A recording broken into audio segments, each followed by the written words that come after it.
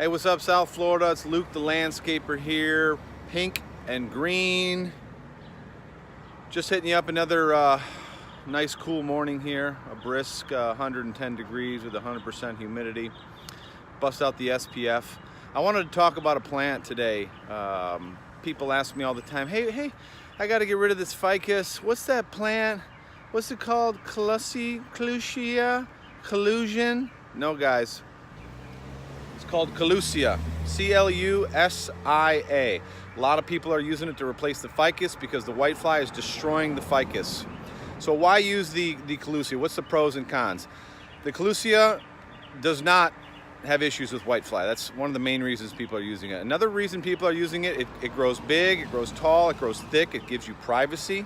And number two or three, it's very drought resistant, so you don't have to water the heck out of it. So on that note, you make sure you don't plant it in a low spot. If you got an area that collects water, it doesn't like a lot of water. So see if you can plant it a little bit higher. If you are collecting water, build a little bit of a berm and plant it up into that berm. The one thing is, if you're doing the ficus, you're not going to be able to get that nice tight trim with a hedge trimmer like you can. You know, the ficus, you buzz it, it looks real sharp and tight and boxed. The Clusia is not like that. You may have to hand prune it. If you hit it with a hedge trimmer, it's going to look it gets kind of ugly, to be quite honest with you. So a lot of our guys use sharp machetes and kind of hack away, or hand prune it.